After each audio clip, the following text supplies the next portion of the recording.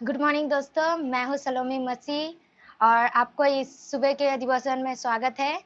आइए चलते हैं हम लोगों का आज का मैसेज की तरफ। और पहले मैसेज करने से पहले आप लोगों को आह्वान करते हैं इस मैसेज के द्वारा आप लोग आनंद और शांति मिले।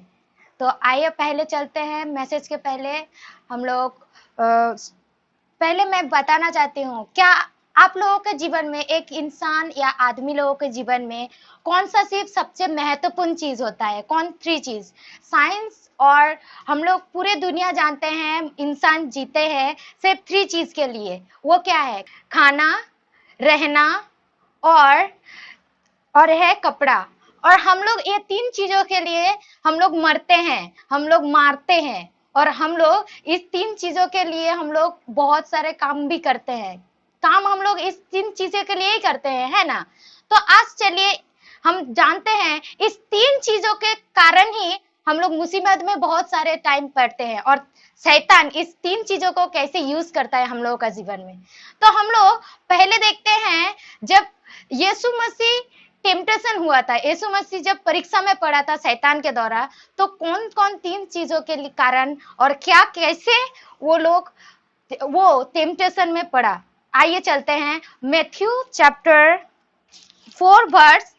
वो 4 वर्स है जो टेम्पटेशन के बाद बोलता है, जीसस क्राइस्ट का टेम्पटेशन के बाद बोलता है। तो चलिए पहले हम लोग पहला टेम्पटेशन देखते हैं जो शैतान ने किया था जीसस को। तो यहाँ पर पहला temptation Matthew chapter 4 verse 3 and 4 बोलता है। क्या बोलता है यहाँ पर, अगर सुन रहे हैं? और परखने वाले ने निकट आकर उससे कहा, यदि तू परमेश्वर का पुत्र है तो आज्ञा दे कि पत्थर रोटियां बन जाए। पर उसने उत्तर दिया, यह लिखा है, मनुष्य केवल रोटी ही से नहीं परंतु हर एक वचन से जो परमेश्वर के मुख से निकलता है जीवित रहेगा। जीवित रहेगा। शैतान यहाँ पर यीशु मसीह को टेम्पटेट कर रहा है कि तुम इस पत्थर को बोलो रोटी बन जाए। रोटी किस चीज के लिए काम आता है? खाने के लिए। पहला टेम्पटेशन क्या आया? खाने के लिए। इंसान भी खाने के लिए ही मरता है ना? तो हम लोग देख रहे हैं कि यहाँ पर जो शैतान यीशु मसीह को टेम्पटेट कर रहा है वो पहला है जो खाने के बारे में बोल रहा है। तो वो खाने के लिए इंसान मारते भी है और मरते भी है ना? तो यहाँ पर पहला टेम्पटेशन हम लोग देख रहे हैं खाने के बारे में। और यीशु मसीह ने क्या जवाब देता है? यीशु मसीह ने जवाब देता है कि शास्त्र में लिखा हुआ है कि इंसान परमेश्वर के वचन के द्वारा अपना पेट भरता है।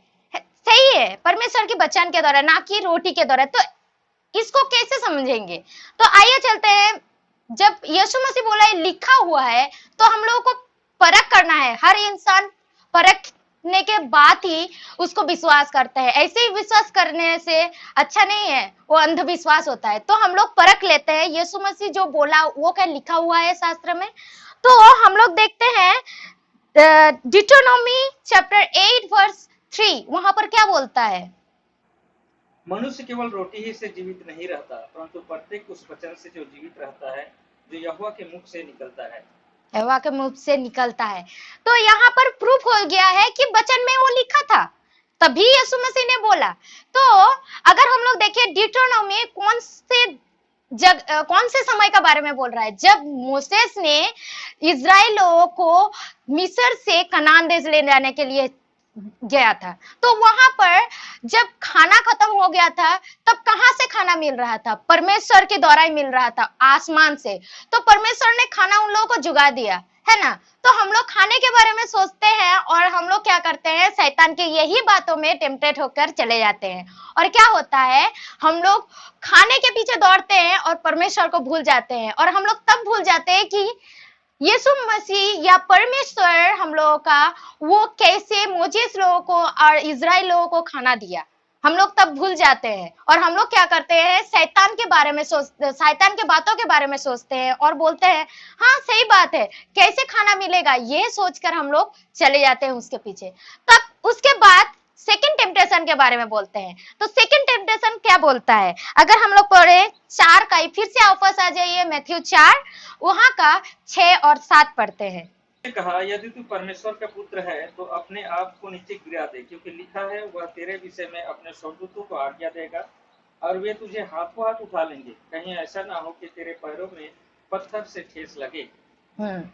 तो शैतान ने भी चाल चला, और देखो शैतान भी शास्त्र जानता है हम लोग से ज्यादा, वो भी शास्त्रों के बारे में ही बोल रहा है ना। तो सेकंड टेम्पटेशन क्या है, उसको ऊंचाई में लेकर गया और बोला तुम गिर जाओ, और गिर कर क्या करो, गिरो और परीक्षा करो, क्योंकि शास्त्र में लिखा है कि तुम्हें कोई चोट नहीं आने वाला है। अरे इंसान लोग ऐसे ही टेम्पटेशन में आता है, अरे तुम करो ना, ये वाला चीज करो ना, उसके बाद ही तो देखेंगे, जो होगा देखा जाएगा, यही सोचते हैं, है ना। उसके बाद हम लोग गलत डिसीजन ले लेते हैं, और इस गलत डिसीजन के बारे में हम लोग क्या करते हैं, बाद में रियलाइज करते हैं, और जब रियलाइज करते हैं तब बहुत लेट हो चुका होता है। तो यहाँ पर सेकंड टेम्पटेशन जब हुआ, तब शैतान ने क्या बोला, लिखा हुआ है, कहाँ लिखा हुआ है, ये भी तो प्रूव करना है। ठीक है, हम लोग चलते हैं साम चैप्टर 91 वर्स 11 एंड 12, वहां पर क्या लिखता है, क्योंकि वह अपने दूतों को तेरे विषय में आज्ञा देगा कि वे तेरे सब मार्गों में तेरी रक्षा करें, वे तुझे हाथों हाथ उठा लेंगे, ऐसा ना हो कि तेरे पैर में पत्थर से ठेस लगे। तो प्रूफ हो चुका ना कि वहां पर भी शैतान अपने शास्त्र लेकर ही हम लोगों के साथ युद्ध लड़ता है। सोचिए, आप सोचते हैं कभी कभी, हम लोग सोचते हैं कभी कभी जे हम लोग शास्त्र जानते हैं, शैतान आएगा तो हम पहचान लेंगे, हम लोग पता चल जाएगा, पर देखिए शैतान भी यीशु मसीह को बाइबल से बोल रहा है, तो कितने बड़ी बात है ना। तो हम लोग देख रहे हैं, तो उसके बाद हम लोग अगर पढ़े तो यीशु मसीह क्या बोलता है, सुनिए उसके बाद। यीशु ने उससे कहा, यह भी लिखा है, तू प्रभु अपने परमेश्वर की परीक्षा न कर। परीक्षा ना कर, तो ये भी लिखा है, यीशु मसीह भी शास्त्र से बोल रहा है।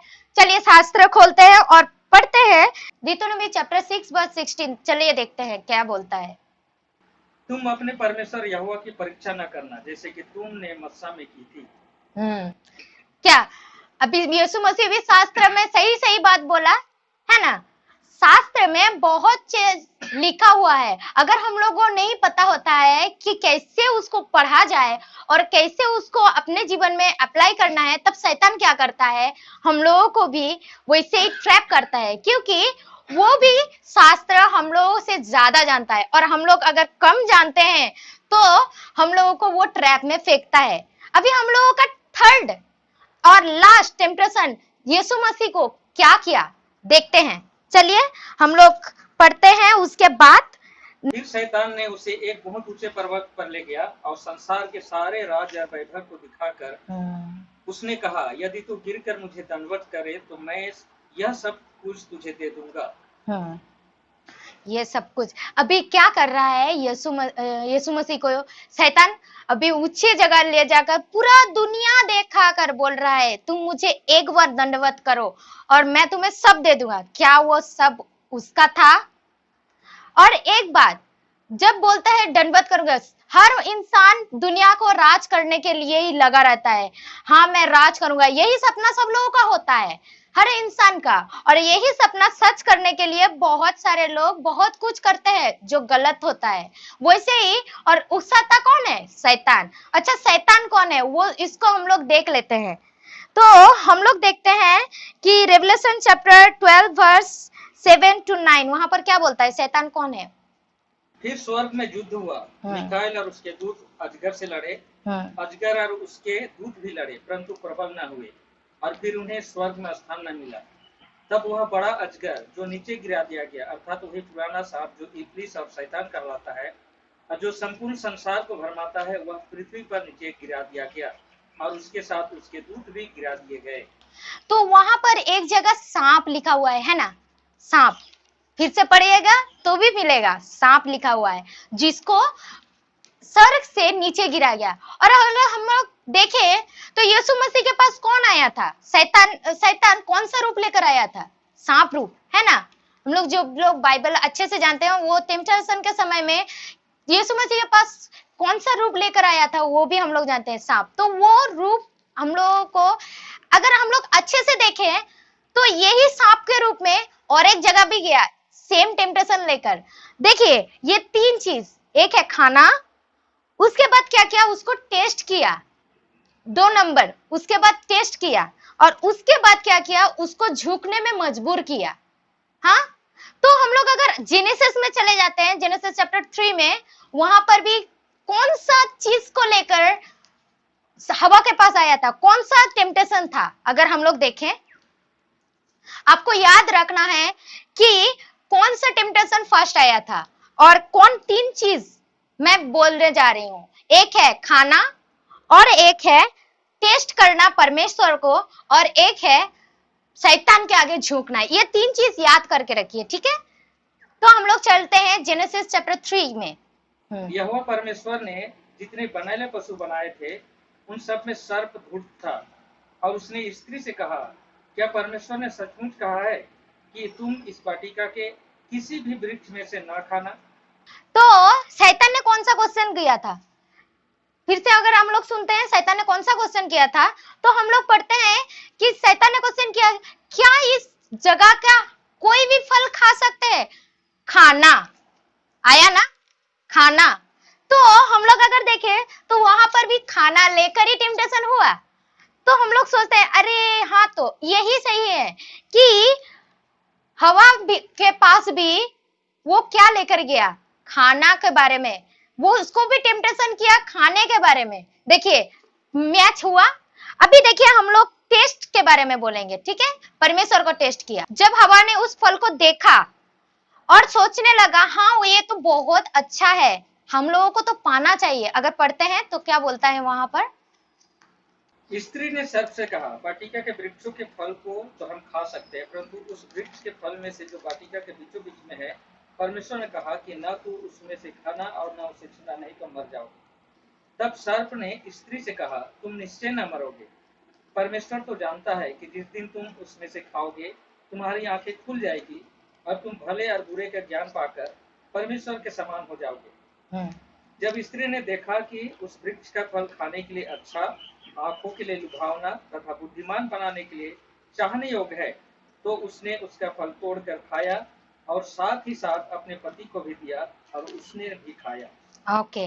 तो वहां पर क्या हुआ, हवा को जब शैतान ने हवा को जब बोला कि तुम निश्चय ना मरोगे, अगर हम लोग देखें ईश्वर ने बोला है तुम जब उस फल को खाओगे तब भी तुम मर जाओगे, और शैतान बोल रहा है निश्चय ना मरोगे। और जब हवा ने उसको देखा और उसको लोभनीय लगा, तो क्या वो जब सोचने लगा हाँ ये तो पाना ही है, तब वो सेकेंड नंबर जो परमेश्वर को टेस्ट किया है। तो कैसे टेस्ट किया, देखिए परमेश्वर बोला तुम मर जाओगे और शैतान बोल रहा है तुम नहीं मरोगे। तो वहां बीच में हम लोग जब कंफ्यूजन में आकर बोलते हैं हाँ एक बार टेस्ट करके देखते हैं ना, मरेंगे तो नहीं, मरेंगे या मरेंगे नहीं मरेंगे ये देखा जाएगा, तो वो है परमेश्वर को टेस्ट करना। हम लोग वही टेस्ट हर बार करते हैं। और अब इसके बाद थर्ड हम लोग जब देखते हैं तो बोल रहा है बाउ डाउन, मतलब शैतान के आगे झुकना। और ये लास्ट है जब हवा ने क्या किया, उस फल को तोड़ा और खाया और अपने हस्बैंड को भी दिया। वो है कि शैतान के बात मानना। बाउ डाउन मतलब शैतान के पास झुकना, मतलब क्या सिर झुकाना नहीं, उसका बात मानना ही होता है शैतान के पास झुकना। तो इसी तरह दानियल के समय में भी हम लोग देखते हैं जब दानियल को लेकर आया गया बेबीलोन में, और वहां पर देखते हैं कि वहां पर भी दानियल को कौन सा चीज में वो लोग टेम्पटेशन किया गया, खाना को लेकर, और वो लोग ने शैतान के आगे झुका नहीं, जैसे प्रभु यीशु मसीह ने नहीं झुका। तो वैसे ही हम लोगों के जीवन में भी ये तीन चीजों के कारण हम लोग भी शैतान के द्वारा टेम्पटेशन होते हैं। अगर हम लोग नहीं जानेंगे, हम लोगों के पास भी वो शैतान वो शास्त्र लेकर आएगा जो हम लोग जानते हैं, और हम लोग बेवकूफ बन जाएंगे और उसके पीछे चल जाएंगे और उसके बात मानेंगे, जिसका कारण हम लोग उसके आगे झुकेंगे और क्या करेंगे, ईश्वर को छोड़ देंगे। तो आइए चलते हैं, प्रार्थना करते हैं कि हम लोग अच्छे से अच्छे तरह से हम लोग यीशु मसीह को जाने, बाइबल को जाने। सिर्फ एक वर्ष के द्वारा नहीं, बहुत सारे वर्ड्स हम लोगों को जोड़ के देखना है कौन सा सही है नहीं है, हर चीज प्रूव करके उसके बाद ही अप्लाई करना हम लोगों का नेचर है। तो आइए प्रे करते हैं कि हम लोग जान पाए और अच्छे से माने और शैतान को, उसका टेम्पटेशन को हम लोग अपने से दूर रखें। और किसी बात में चिंता मत कीजिए, क्योंकि यीशु मसीह जैसे इजराइल लोगों को अपने वचन के द्वारा, मन्ना के द्वारा खाना खिलाया। अगर हम लोग जेनेसिस में देखते हैं, क्या इंसान को पहले बनाया परमेश्वर या इंसान के जरूरत की चीजें पहले बनाई? इंसान के जरूरत की चीजें ही पहले बनाई है ना। तो जब उस समय बनाया था, जब हम लोगों को बनाया गया उस समय इंसान को, तब परमेश्वर ने वो ध्यान रखा कि क्या खाना है और कैसे रहना है। तो अब क्यों नहीं करेगा परमेश्वर? हम लोग का परमेश्वर एक है और अनंत जीवन तक एक ही रहेगा। चलिए, तो फिर ये वचन के द्वारा आप लोगों को अगर आशीष मिले तो चलते हैं, हम लोग प्रे करते हैं कि अच्छे से हम लोग जान पाए और अच्छे से हम लोग आगे बढ़ सके, शैतान के हर टेम्पटेशन से हम लोग निकल सके। चलिए प्रार्थना करते हैं। Our most kindly heavenly gracious Father, we thank you that you given this time to share your word, and you given this time to listen your voice nicely. Especially I pray for this time, those who are hearing this message, please touch their heart and mind that they can keep every word which is from you, and they can apply their life, and they can stay peacefully. Guide them and give them peace and holy day. I ask in Jesus name we pray. Amen. आज का morning devotion यहीं पर समाप्त करते हैं और मैं विदा लेती हूँ। अगले वीडियो में आपको स्वागत करेंगे फिर से, और अच्छे अच्छे नए नए टॉपिक लेकर आएंगे जो आपको शांति और आनंद के साथ परमेश्वर की पथ में जाने के लिए सहायता करेंगे। आमीन।